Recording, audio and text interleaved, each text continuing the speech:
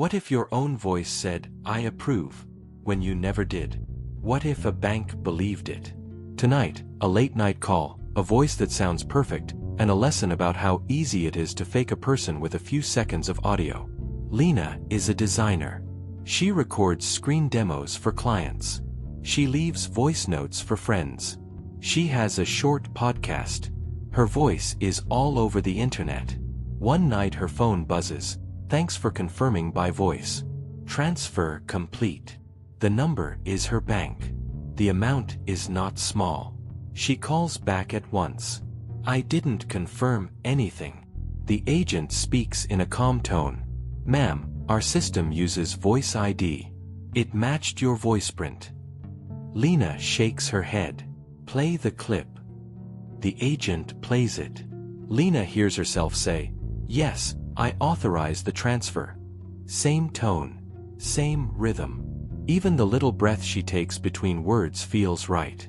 But she never said it. Sleep is gone now. Lena thinks about every place her voice has been. Meeting recordings. Instagram stories. A talk she gave at school.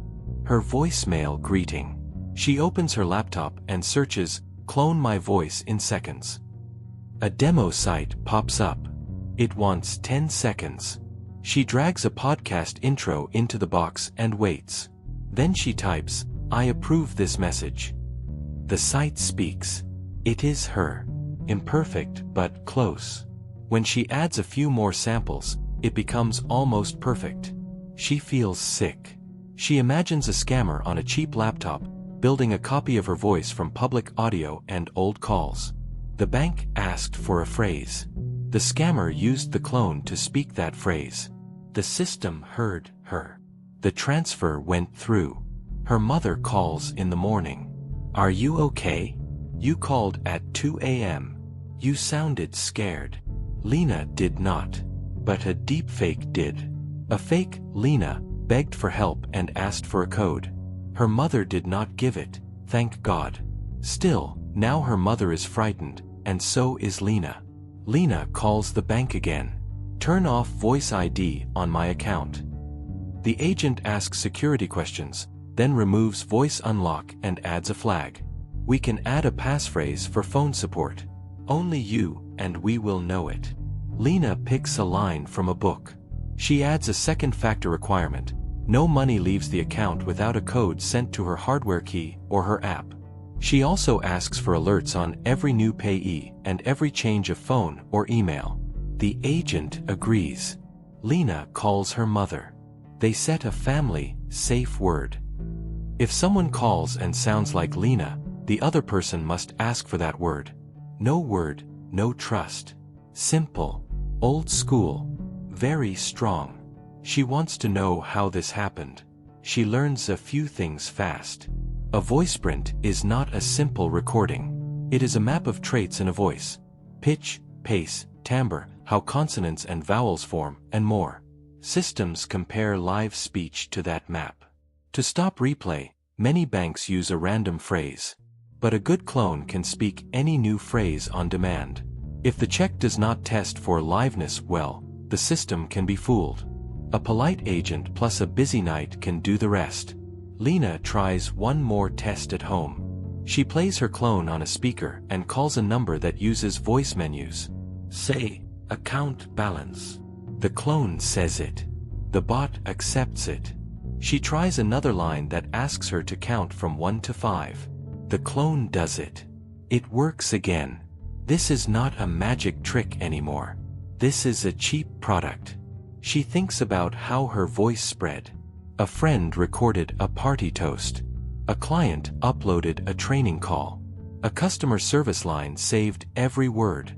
A random app captured a clean sample from her mic. None of that felt risky at the time. It was normal life. Now it feels like a trail of crumbs a stranger can follow. Lena files a dispute. She sends logs and timestamps. She writes down what she did, what the bank did, and what the scammer likely did. Days pass. A few weeks later, the bank restores the money. Policy covers it this time. She is lucky. Many people are not. The letter ends with a line that makes her uneasy. We recommend you continue to use Voice ID for your safety. She decides she will not. She goes through her digital life and starts to clean. She locks down old posts. She removes public voice clips where she can. She changes her voicemail to a short, flat tone that does not give much to a model. She stops saying her full name in greetings. She adds a simple rule for herself: no personal codes, no payments, and no sensitive info by voice alone. Ever. If a company demands it, she picks a different company. Days later, a new call comes in. "Hi, this is your bank. We need you to confirm a code." She says, "Great, what is my phone passphrase?" The line goes quiet. Then the caller hangs up. She smiles. The safe word with her mother works too. A fake Lena tries again. Her mother asks for the word. No word. No trust. Call ends. The clone will not go away. Lena knows that. But the damage it can do is now smaller. She made it take more steps. She made it cost more time. She turned a quick yes into a slow prove it. Now let's step out of the story and talk about what is real, how it works, and how to protect yourself. Voice cloning is real and cheap. Many tools create a strong copy with 10 to 60 seconds of clean audio. More audio makes it better. Some tools run in the cloud. Some run on a laptop. A clone can speak any new sentence, in your style, in your accent, even with a hint of emotion. Voice biometrics are also real. A voiceprint is a set of numbers that describe how your voice behaves. Systems compare a new call to that template. Many add a liveness step, read a random phrase. That helps, but it is not perfect. If a scammer can generate speech in real time, or can stitch recordings fast, they can pass weaker checks. Good systems try to measure not just the sound, but also the breath, the mic distance, and tiny movements of the mouth. Better, but not bulletproof. Scams mix tech and social pressure. A deepfake voice call at night uses fear. A fake bank agent creates urgency.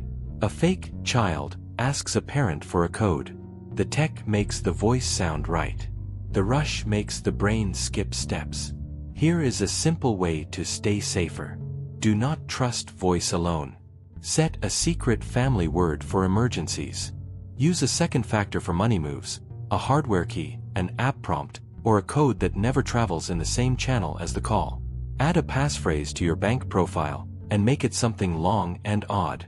Ask your bank to block voice-only approvals. Turn on alerts for new payees and profile changes.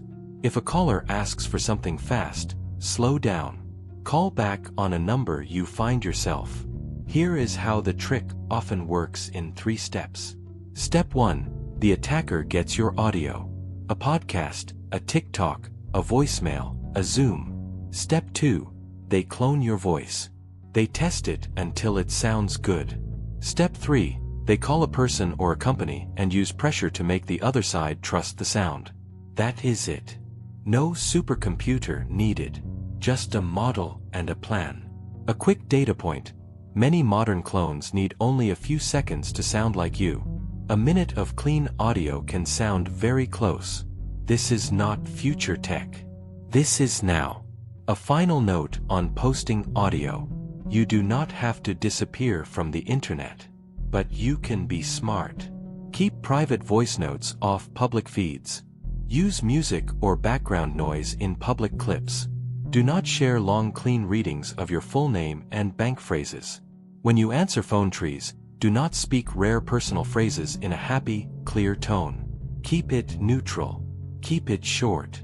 Lena did not stop living online. She just changed the defaults. She made her phone and her bank ask better questions. She made her family ready for a fake voice. She turned a bad night into a checklist. And she slept again. If this story kept you watching, and if you want more near-future tales that audit reality, subscribe to the channel and like this video. It helps a lot. Tell me in the comments, would you trust your bank to use Voice ID after this, yes or no?